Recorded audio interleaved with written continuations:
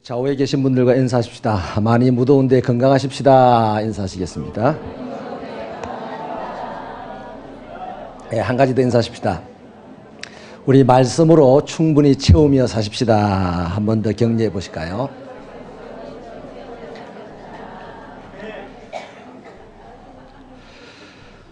오늘 말씀 속에서 우리는 바벨론이 멸망받는다는 이 이야기 속에서 교훈을 받고자 합니다. 해변 광야로 지금 바벨론을 표현을 하고 있는데요. 원래 바벨론은 육지입니다. 아주 바다와 멀리 떨어져 있는 깊은 내륙인데 유프라테스 강이 늘 범람을 합니다. 그러면 그 평야 지역이 강물이 범람을 하니까 꼭 해변처럼 느껴지는 거죠. 그래서 종종 해변 광야라고 별칭으로 불리기도 했습니다. 그런데 이 바벨론이 고레스 왕이 이끌고 온 엘람이라는 나라, 페르시아죠. 페르시아 제국과 메데르 나라, 메소포타미아 제국입니다. 그래서 엘람과 메데의 연합군에 의해서 패망을 한다는 그런 예언의 내용인데요. 나중에 이제 바벨론이 이 말씀 그대로 패망을 합니다. 100여 년 이후에 패망을 하게 되는데, 사실 이 바벨론이 이사야 선지자가 예언할 무렵에는요, 별로 그렇게 두각을 나타낸 나라가 아닙니다. 히스기야 왕이 병들었을 때 살짝 그 병문안을 오고 할 정도였죠. 그 당시만 해도 아수르의 속국이었습니다. 근데 이제 이 나라들이 100년 후에는 가장 부강한 나라였는데, 그때 이 페르시아와 메소포타미아 제국연합군에 의해서 멸망을 할 것이라는 예언을 100년 전에 이사야가 하게 된 것입니다. 저는 오늘 이 시간에 바벨론이 왜 멸망을 했는가, 그 멸망의 이유를 찾아보면서 그 멸망으로 말미암아 우리에게 오늘 주어지는 교훈이 뭔지를 찾아보기를 바랍니다. 바벨론이 멸망한 이유는요, 세 가지 이유가 있습니다. 오늘 본문에 보면 첫 번째 이유가 뭐냐니 욕심 때문에 멸망을 했어요. 그래서 우리 2절 말씀 한번 읽어볼까요? 2절 시작. 혹독한 묵시가 내게 보였도다. 속이는 자는 속이고 약탈하는 자는 약탈하도다. 엘람이여 올라가고 메대여 에워싸라. 그의 모든 탄식을 내가 그치게 하였노라 하시도다.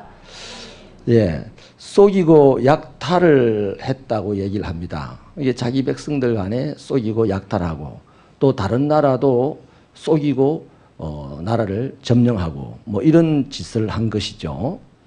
여러분, 욕심이라는 것은요, 어마어마하게 심각한 문제입니다. 야고보서 1장 15절 말씀에 보면 욕심이 잉태되면, 내 안에 욕심이 생기게 되면 그것은 반드시 죄를 낳는다고 했습니다. 그 죄는 아주 암덩어리와 같아서 기하급수적으로 덩치가 빨리 커지는 거죠. 그래서 죄가 장성하면 사망에 이른다 하는 거죠. 그래서 욕심은 곧 뭐에 연결되냐 하면 사망에 연결되는 거죠. 바빌론이라는 나라가 욕심을 부렸어요. 그 나라의 결국은 뻔한 겁니다. 멸망이라는 거죠.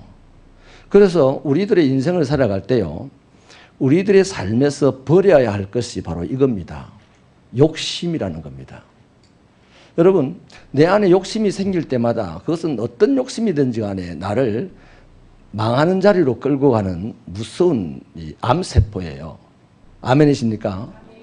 그런데 우리는 욕심을 버리기보다는 자꾸만 욕심을 강하게 감싸고 내 안에 더 고착화시키는 경향이 있죠.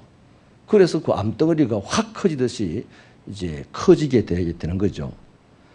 그래서 이 바벨론이라는 나라가 욕심 때문에 망했다면 오늘 우리들의 인생도요, 바벨론처럼 되지 않아야 되는 거 아니겠습니까? 그래서 우리가 버려야 할 것이 있어요. 바벨론과 똑같이 우리 안에도 자꾸만 욕심이 생겨납니다. 이런 욕심 저런 욕심이 생겨나죠. 그러면 그건 내가 하나님의 백성으로서 뭘 빨리 눈치를 채야 됩니까? 아, 이것이 나를 죽음에 이르게 하는 것이다. 이것이 나를 망하게 하는 것이다 하는 것을 빨리 깨우쳐야 되겠죠. 그게 빨리 탁 생각이 나야 되겠죠. 그러면 생각은 나든 안 나든 욕심이라는 것이 나를 망하게 한다는 것은 우리 모두는 다 압니다. 그죠? 그런데도 욕심을 내려놓지 못하고 욕심을 버리지 못하고 자꾸만 욕심을 위해서 살다 보니까 결국 망하는 사람, 죽는 사람이 생겨나게 되는 것이죠. 그래서 첫째 교훈입니다. 바벨론이 망한 원인은 욕심을 부리다가 망했다. 그러므로 오늘 우리들이 인생을 살아가면서 욕심이라는 것이 생길 때마다 어떻게 해야 된다? 버려야 한다. 욕심을 안 버리면, 따라합시다. 욕심을 안 버리면 하나님이 나를 버리신다. 인정하시면 아멘입니다. 한 가지 원인과 교훈을 받았습니다. 두 번째 원인은요, 쾌락을 버려야 합니다. 쾌락 때문에 바벨론이 망했습니다. 5절 말씀을 읽어볼까요? 5절 시작. 그들이 식탁을 베풀고 파수꾼을 세우고 먹고 마시도다. 너희 구간들아 일어나 방패의 기름을 바를지어다. 지금 이 사람들이요, 아주 연회를 베풀고 즐거움에 빠져 있는데 실제로 지금의 상황은 1절에 의하면 적병이 몰려온 상황입니다.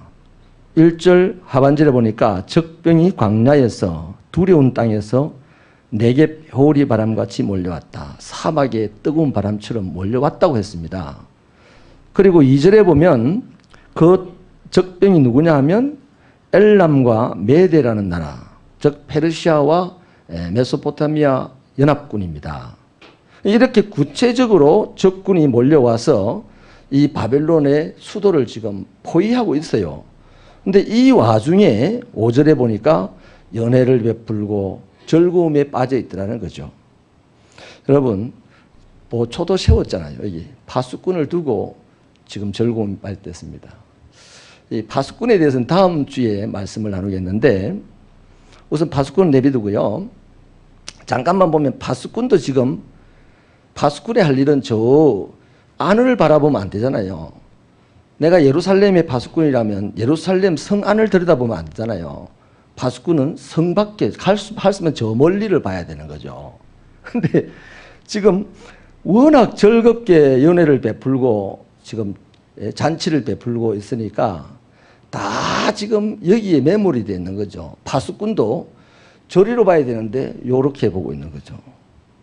여러분 월드컵 같은 거 보면요, 경기 요원들이 있습니다. 경기장을 안전하게 하는 요원들, 경찰들도 있고 뭐 이런저런 이제 사람들이 쫙 그 경기장 둘레에 있어요. 그 사람들이 하는 일은 축구 보는 거 아니죠. 축구를 보는 거 아니고 관중을 봐야 됩니다. 관중 중에 엉뚱짓을 하는 사람이 있으면 빨리 체크를 해가지고 그 사람 주변에 사람을 빨리 포진시키다, 이거 해야 되거든요. 근데 간혹 이렇게 축구 경기에 빠져 있는 얼빠진 그 진행 요원들도 있긴 있어요. 지금 이 바벨론이 연락을 즐기면서 파수꾼을 세웠는데 그 파수꾼들이요, 여러분 연락을 즐기면서 너희들 나를 지켜라 이러면요, 이 파수하는 사람들이 저 사람이 무슨 재미에 빠져 있건데 자기를 지키라고 하는가 하고 궁금해할 겁니다. 나라를 사랑하는 마음, 도시를 사랑하는 마음, 왕을 사랑하는 마음 없어요. 오로지 나도 저런 연락을 즐길 수 있으면 하는 그 마음밖에 없겠죠. 그래서 아무튼 적군이 몰려와서 전체 도시를 포위를 하고 있는데도 그 안에 왕궁에서는 연회를 즐기고 또 부잣집에서는 아주 회식을 즐기고 그렇게 한 것을 갖다가 쾌락에 빠져 있다라고 합니다. 그 결국이 어떠냐 하면요, 다니엘서 5장에서 잘 보여주고 있습니다. 벨사살 왕이 마지막 왕이거든요. 벨사살 왕이 그 궁중에서 엄청나게 큰 잔치를 벌이고 술에 취해 있는데 얼마나 하나님의 글이 엄중하게 들렸던지 술이 확 깨버렸댔습니다. 그죠? 그 글이 뭔지를 봤어요. 메네 데겔 메네 데겔 우바르신, 그죠? 내가 재어보았다 달아보았다, 네가 거기 못 미친다, 네 시대가 끝났다, 이 말 아닙니까? 그리고 그날 밤에 죽었어요. 누구에게? 메데와 파사 연합군이 확 들어와 가지고 벨사살 왕을 죽여버렸어요. 그날 밤에, 그 글 본 그날 죽었다 이 말이죠. 그날 보는 순간은 이미 다 끝납니다. 여러분, 우리가 돌이키고 회개하는 것도요, 보기 전에 회개하고 돌이켜야 됩니다. 아멘입니까? 심판을 보고 돌이킨다, 회개한다. 있을 수 없는 얘기입니다. 예. 그래서요, 벨사살 왕이 긴 1,000명과 더불어서 고레스 군대에 의해서 몰살을 당한 겁니다. 그게 다니엘서 5장에 기록하고 있는 내용이에요. 자, 여러분. 그러니까 바벨론은 뭐 하다가 망했다? 쾌락을 즐기다가 망했어요. 백제 의장이 뭐 하다가 망했다? 쾌락을 즐기다가 망했습니다. 자, 그래서 우리가 받아야 될 교훈이 뭐냐 하면 내 인생의 연락을 즐기려고 하는 것을 버려야 됩니다.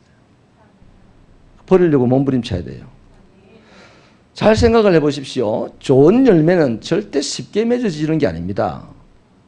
뭐 연락을 통해서, 뭐 회식을 통해서, 또 아니면 안 믿는 사람들 주로 말하는 그 뇌물을 주어서 뭐 즐거운 술집에 모시고 가가지고 뭐 작업을 해서 그렇게 해서 좋은 열매, 인생의 좋은 열매 절대 안 맺힙니다.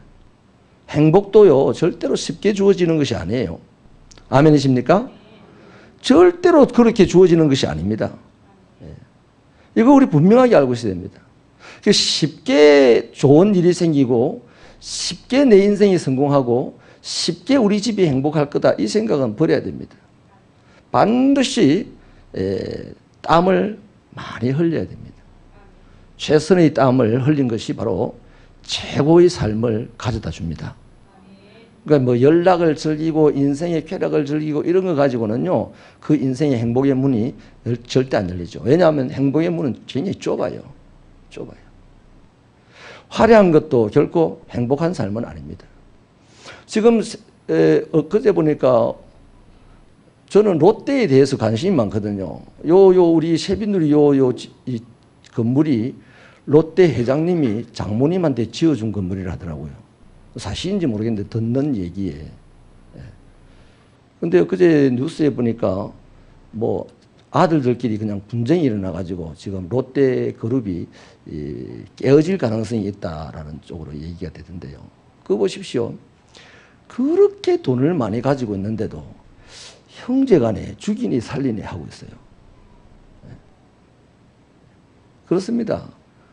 이 세상에 있는 뭐 돈과 지식과 힘, 뭐 용모 이런 게 아무리 화려해도요, 그거 가지고 안 행복합니다. 미스 코리아 출신들이 행복하다는 얘기 별로 못 들었죠. 다 뭐 그냥 불행하게 살아가는 소식들만 들려오는 거죠. 그래서요, 우리가요, 즐거움이나 연락이라는 이런 방법으로 인생을 행복하게 만들 거다, 내 인생을 성공시킬 거다, 잘되게 할 거다, 천만의 말씀입니다. 내 인생 행복과 내 인생 성공에는 반드시 내가 흘려야 될 순수한 땀이 있어야 된다는 겁니다. 그래서 내 안에 좀 즐겁게 살고자, 다른 사람보다 좀 더 화려하게 살고자 하는 이러한 마음들을 버리는 것이 바로 바벨론 멸망을 통해서 받는 두 번째 교훈이라 하겠습니다. 세 번째는요, 바벨론이 무엇 때문에 멸망하냐면 우상 숭배 때문에 멸망을 합니다. 9절 말씀을 함께 읽어보십시다. 9절 시작.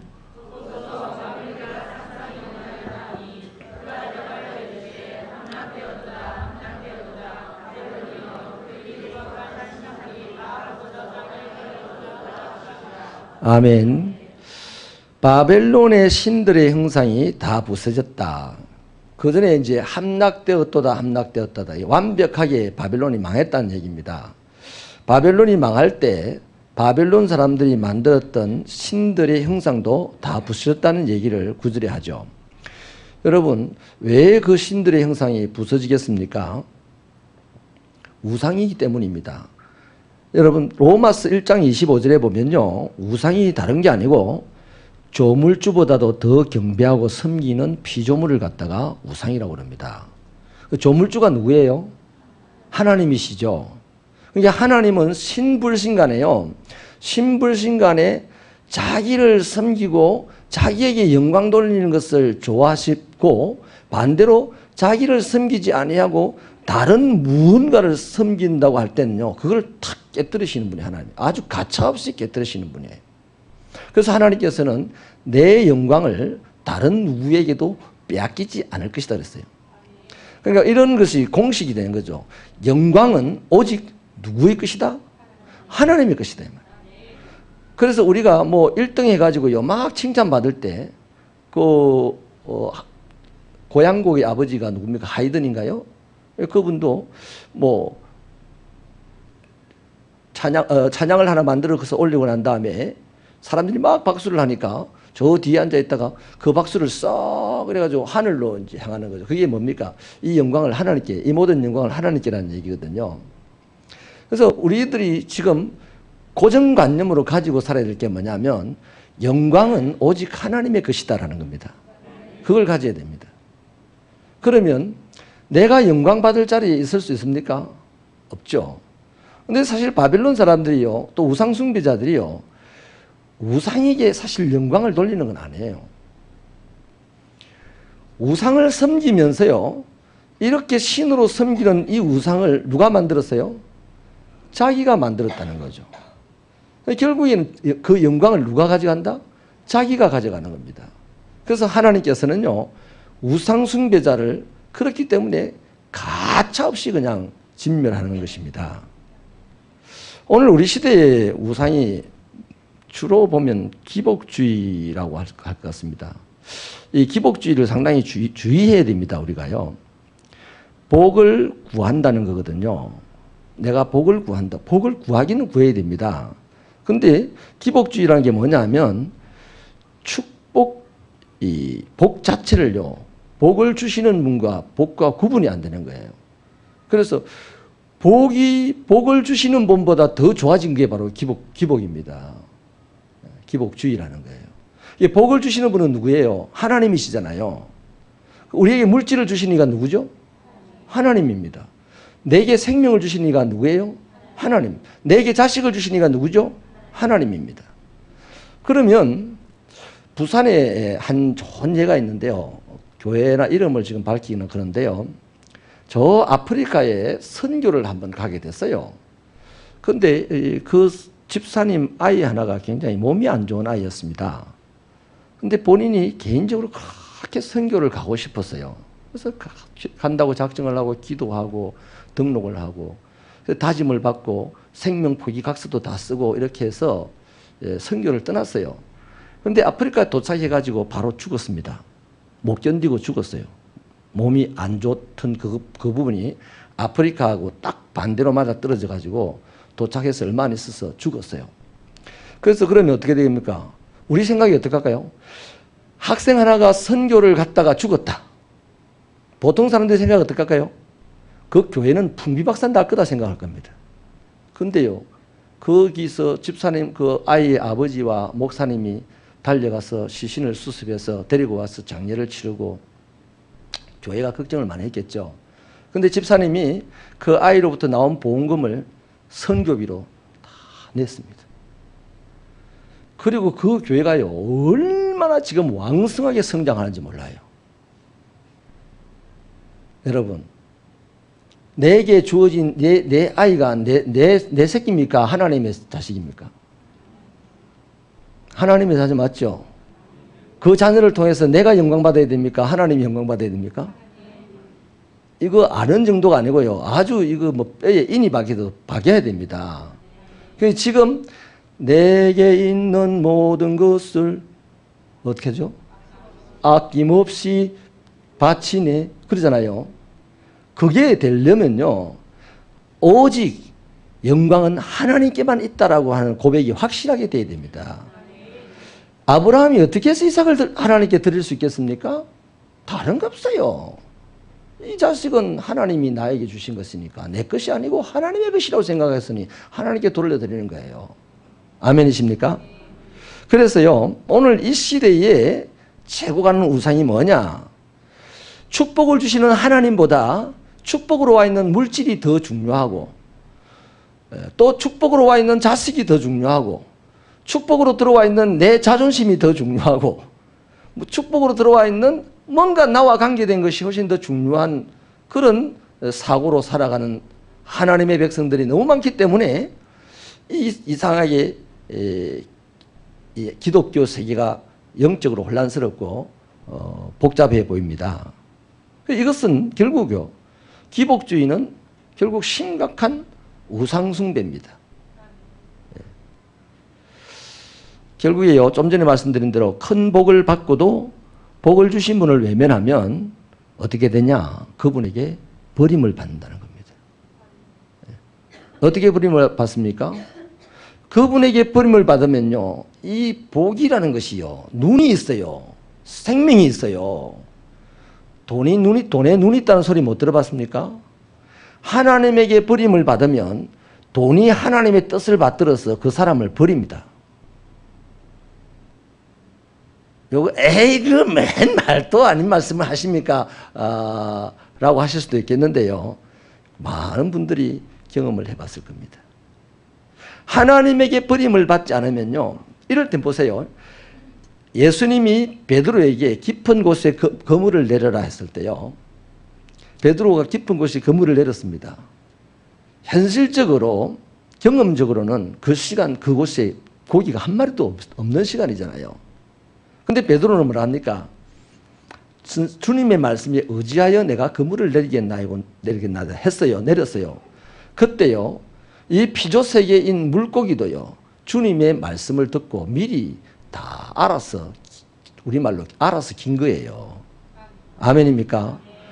그게 돼야만 하나님이 빛이 있으라 할 때 빛이 생긴 것을 믿을 수가 있고요, 엿새 동안에 하나님의 창조가 제대로 우리가 이해가 되어지는 겁니다. 그래서 오늘도 하나님의 말씀이 역사하는 곳에는 모여들게 되어 있습니다. 아멘입니까? 돈이 발이 달려있고 눈이 달려있어요.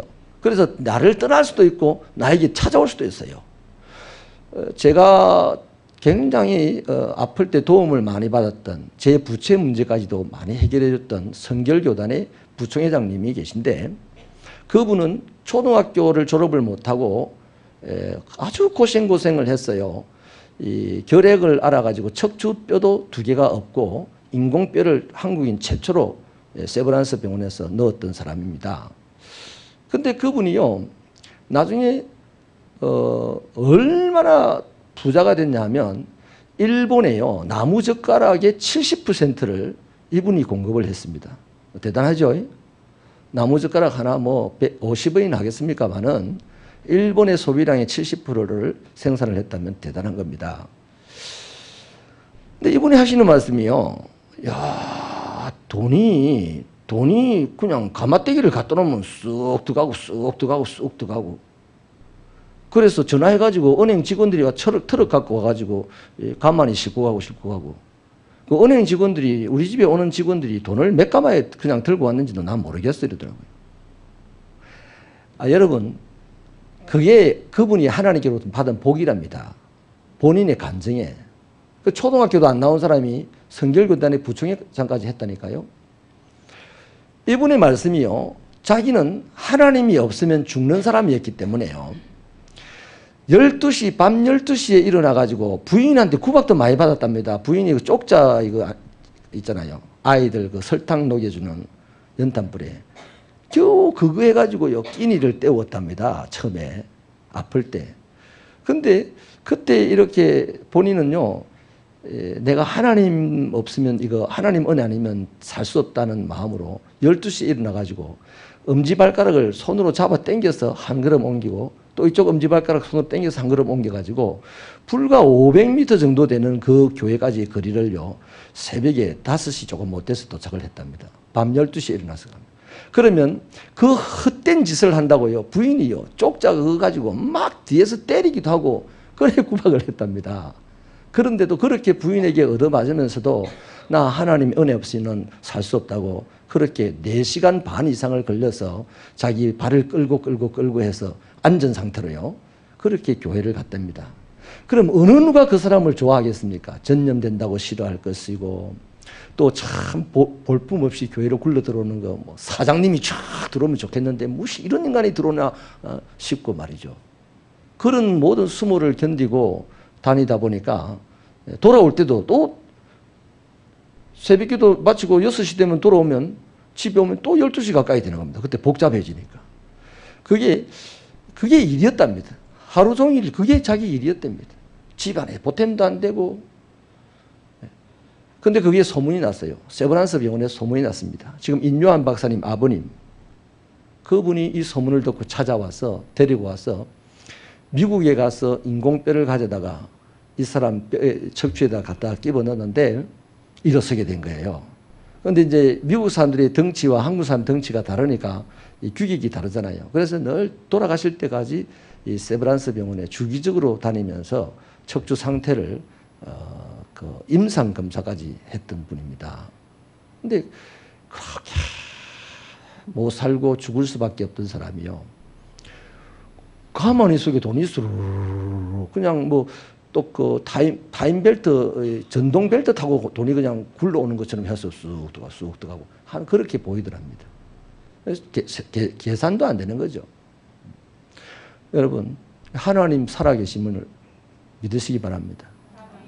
하나님을 사랑하시니까 하나님께서 그 가난한 사람을 뭘로 위로해 주겠습니까? 당연히 돈으로 위로해 주겠죠. 니 돈 없어서 그리 고생했지. 좀 돈 가지고 한번 살아봐라고. 그래서 그분은요, 돈을 가지고 오만 가지 좋은 일을 다 하고요. 그때 제가 또 폐결핵이 걸려가지고 죽는 둥 사는 둥 빚이 그냥 은행에 엄청나게 막 갇혀 있다고 하니까 또 아무 관련도 없는 저를 불러다가 채무관계도 싹 해결해 주시고. 여러분, 돈 따라가지 마시고 하나님 따라가십시다. 이게 신앙입니다. 그러면 돈이 나를 따라와요. 젊은 청년들은 여자 따라가지 말고 하나님 따라가세요. 그러면 정신 바로 박힌 여자가 따라옵니다. 아멘입니까? 여자를 따라가면 맨날 여자 눈치나 봐야 되고요. 송신해서 어떻게 살겠어요? 힘들고. 그냥 하나님 눈치만 보고 따라가면 여자가 알아서 돌돌돌 따라와가지고 섬겨주고 말이죠. 여자도 마찬가지야. 이래야. 남자 보고 꼬리도 치지 말라고. 하나님만 딱 보고 가라고.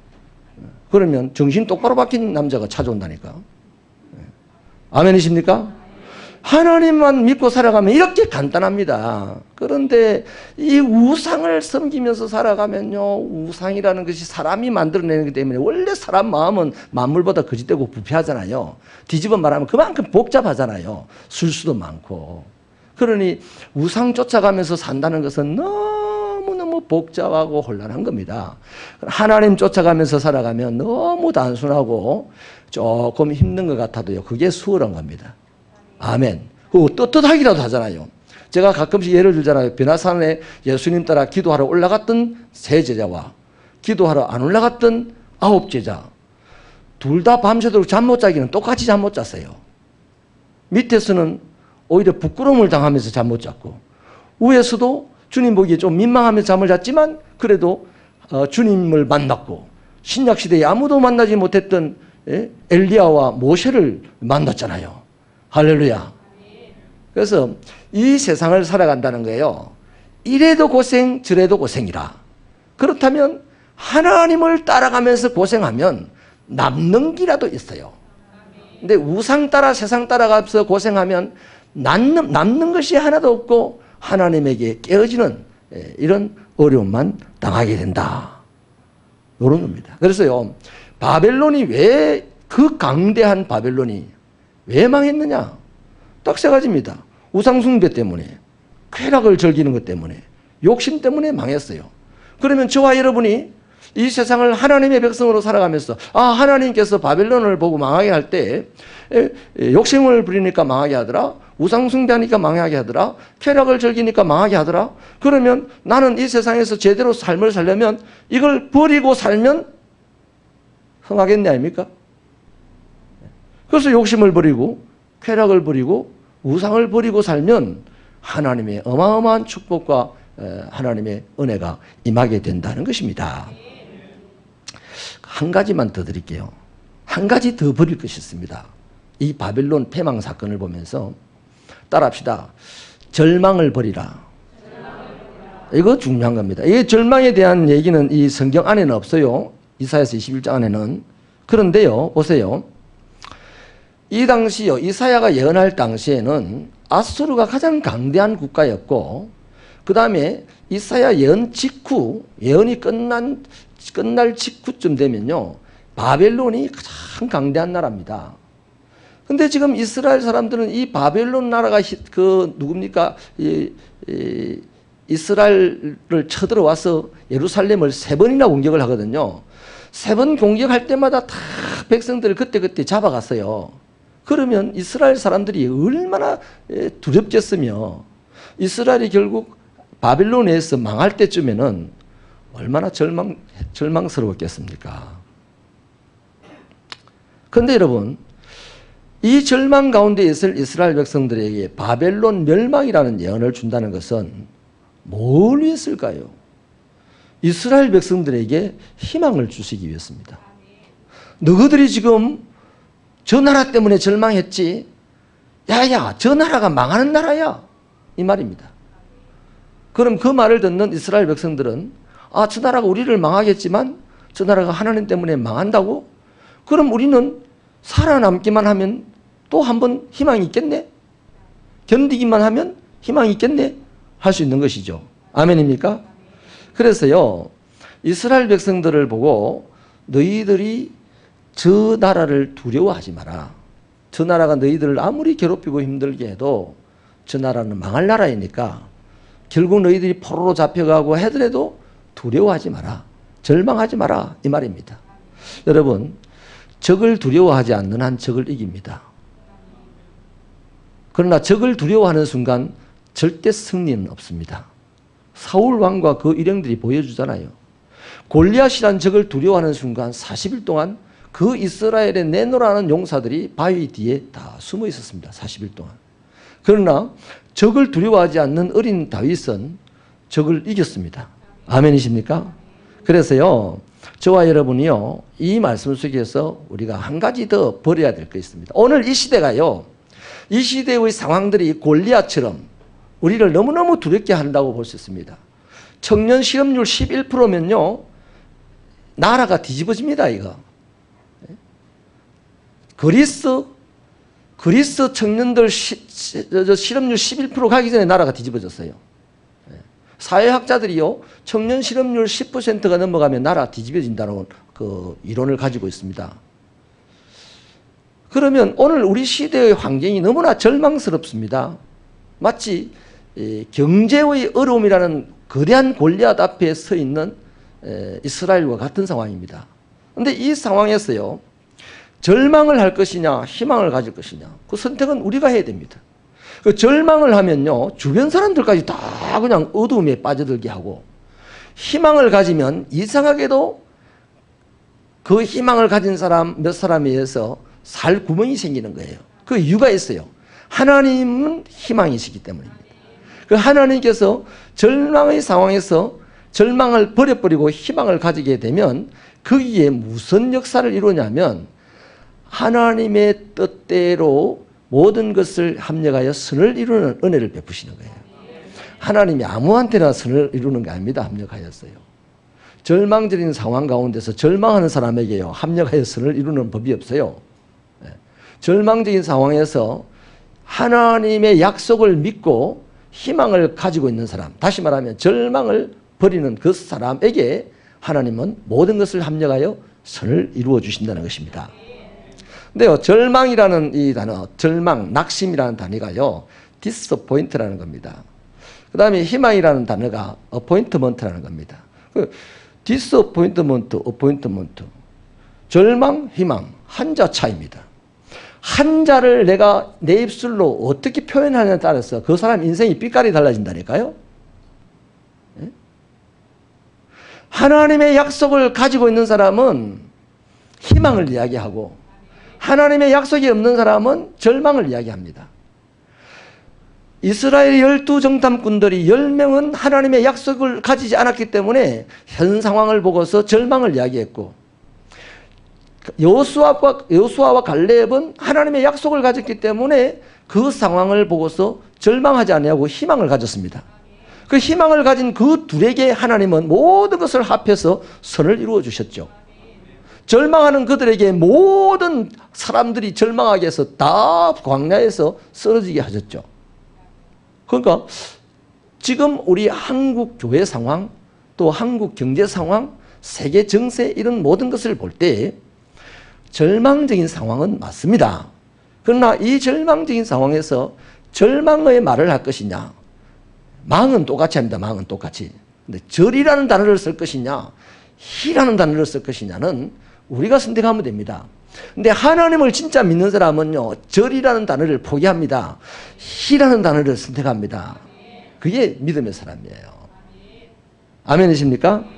그래서 이 희망을 선택하면요, 하나님이 좋은 일을 이렇게 이루어 주셔서 결국 승리자가 되게 하시고 성공자가 되게 하신다는 것이죠. 말씀을 마치겠습니다. 우리 절망의 자리는요, 하나님의 희망이 시작되는 곳입니다.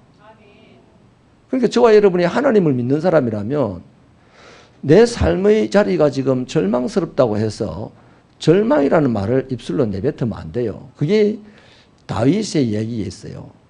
내가 이런 상황 속에서도 입술로 범죄치 않았습니다. 하나님, 나의 허물을 보았습니까? 나 이 상황에서 입술로 범죄치 않았다. 그 말이 뭡니까? 무슨 놈이 이런 상황을 만들어줬냐? 내가 뭘 잘못했다고 이런 상황을 만들어줬냐? 이런 거 안 했다는 거죠. 불평원망 안 했다는 거죠. 자, 바벨론 멸망이 주는 교훈은 우리 삶에서 버려야 할 것들이 무엇인가를 가르쳐주고 있습니다. 욕심을 버리는데 노력하십시다. 쾌락의 삶을 버리는데 노력하십시다. 우상 숭배를 버리십시다. 오늘 이 시대에 꼭 필요한 거, 절망을 버리십시다. 그러면 하나님은 모든 것을 합하여서 우리에게 선한 결과를 주실 것입니다.